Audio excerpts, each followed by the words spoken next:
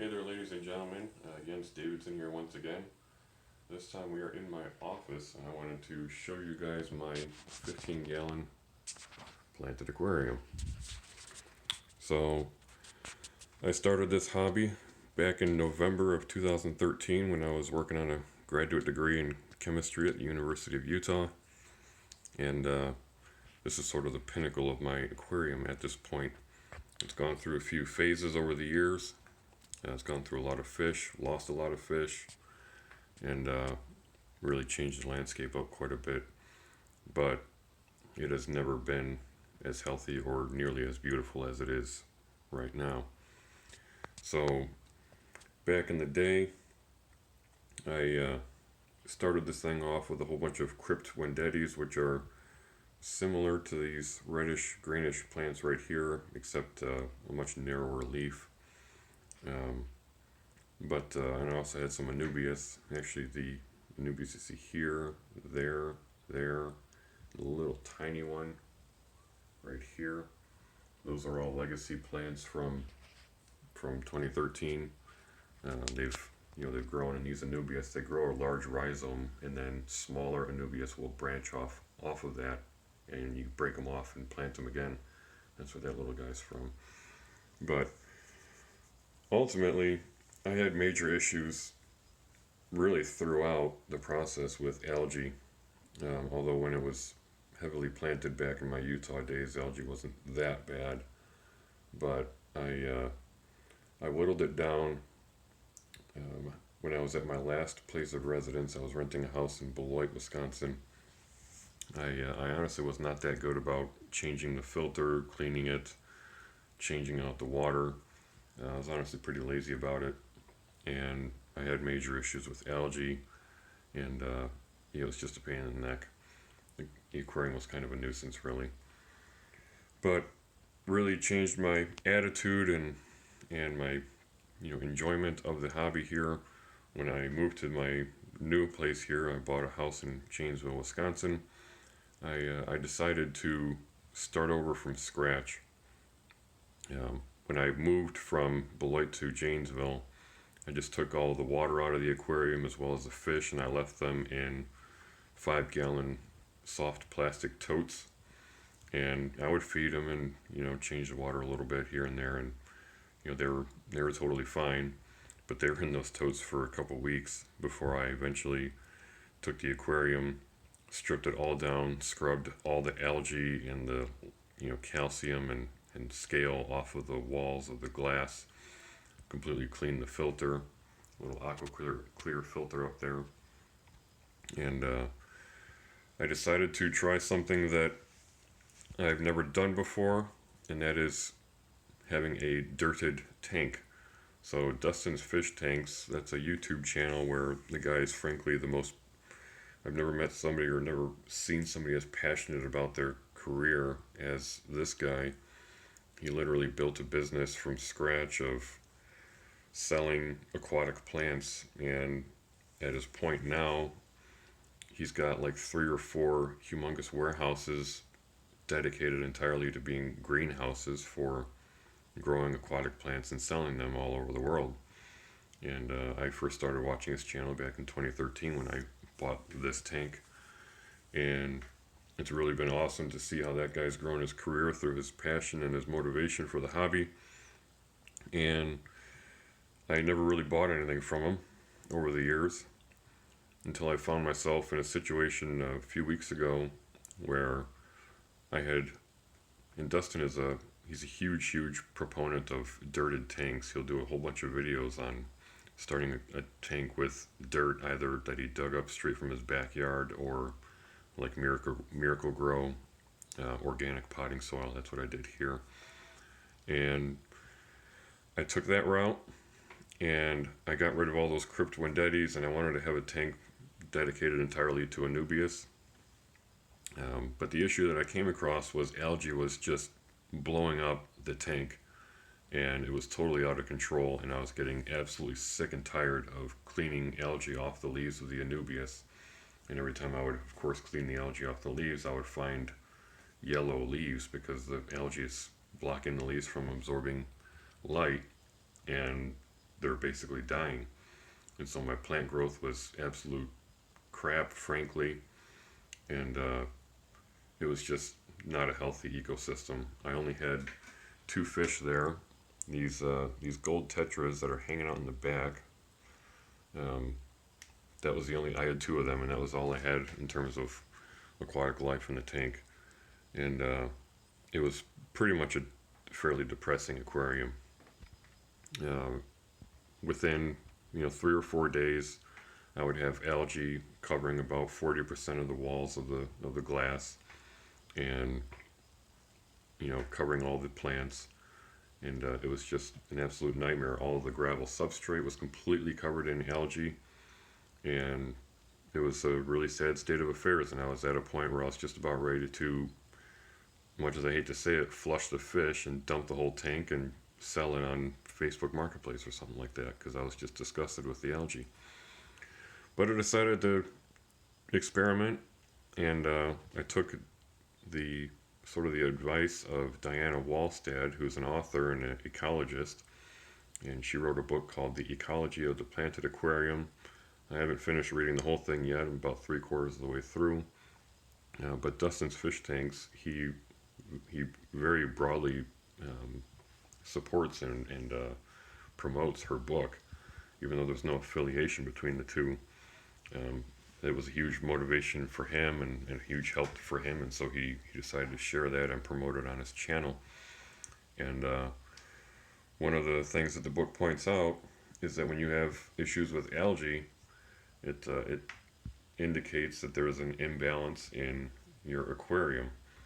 And ultimately what that imbalance is there's too many nutrients in the water and not enough plants to absorb those nutrients. The sources of nutrients include fish, as you see floating around in here, but also the substrate. So the worst algae situation I ever had was when I decided to strip this tank down and do a dirted tank for the first time. Prior to that, I always used a synthetic substrate like fluval stratum. That did pretty well, frankly, but it was not cheap. But when I dirted the tank, that all of a sudden brought forth a humongous load of nutrients into the water. And because the only plants that I had in the tank at the time were the anubias, which are frankly a very slow growing plant, well, they're slow growing, and that kind of translates into not a high rate of nutrient absorption. And so the plant load in the tank was not absorbing anywhere near the amount of nutrients that were constantly being leached out from the dirt in the tank and from the two fish that I had. So instead of scrapping the tank and flushing the fish and selling it, I decided to go on Dustin's Fish Tank's website and support his business for the first time. And I think I bought about $70 or $80 worth of plants, and I'm pretty sure he gave me way more plants than I ordered. I'm really blown away with how much there is here. I was honestly like pulling my hair out trying to figure out how I'm going to fit all the plants that he gave me into my little 15-gallon aquarium. But I managed, and it's absolutely gorgeous. The plant growth is incredible, and the most beautiful part of it all is that I've had these plants for going on 3 weeks, and I have not had to scrub algae off of anything at all. I have not had the slightest blow up to speak of algae. I don't see anywhere on this thing. The only remnants of that catastrophe that I see here is accumulations like here of dead algae that used to be completely caked over the substrate, but now you can see the substrate is cleaned off. That algae is dying, and my army of ghost shrimp here, and my two plecos, which there's one of the plecos. Where is it? I'm trying to find it on camera.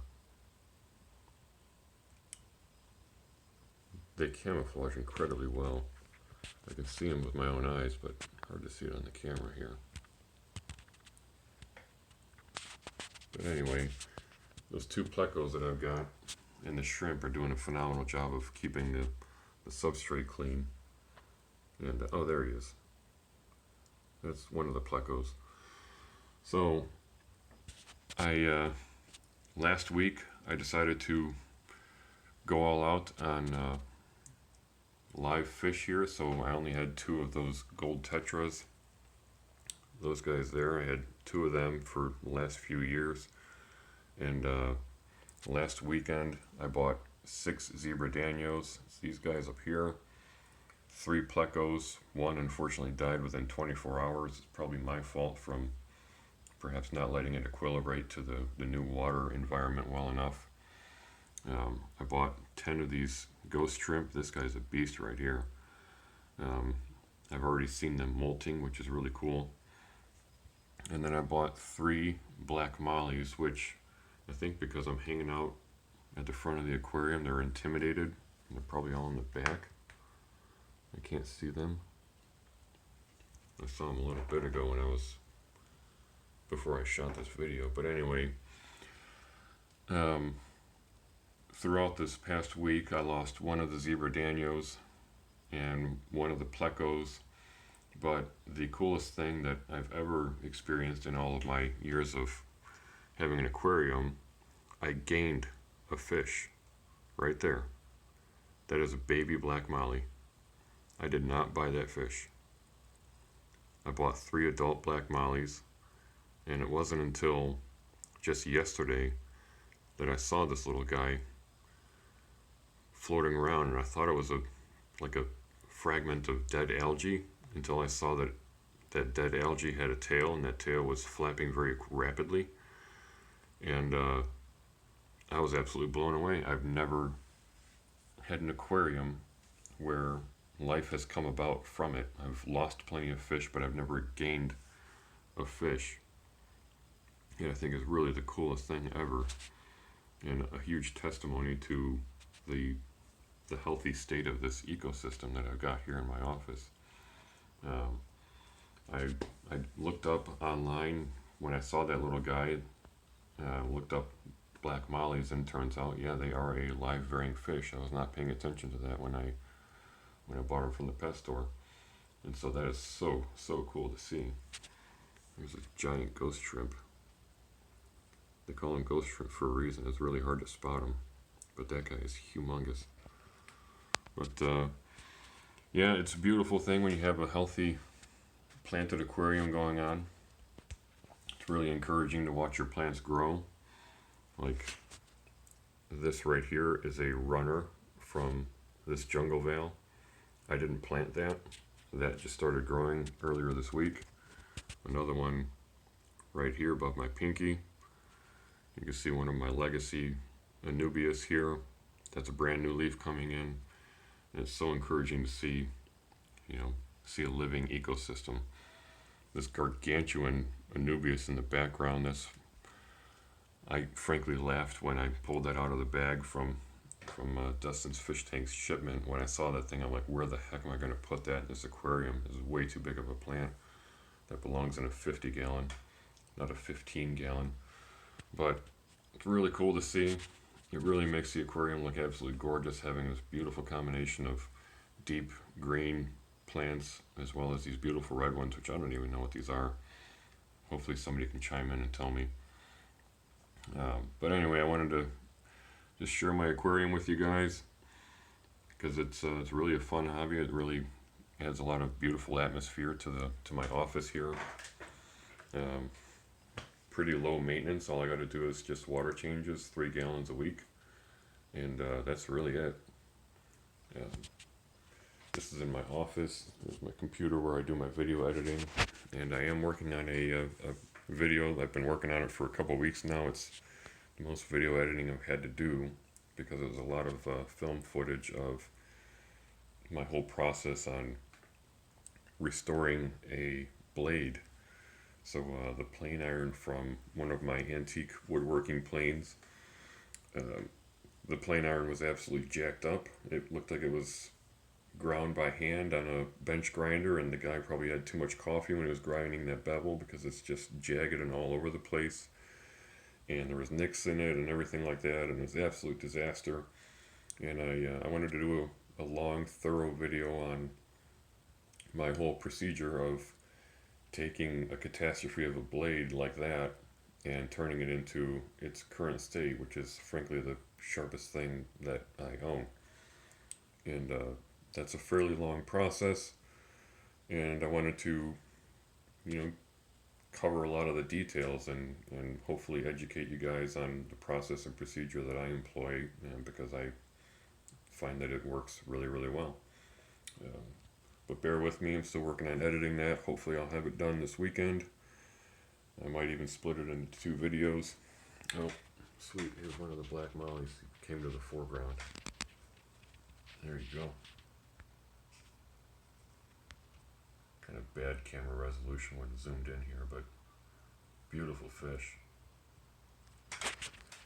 But anyway, yeah, that's the current state of affairs right now.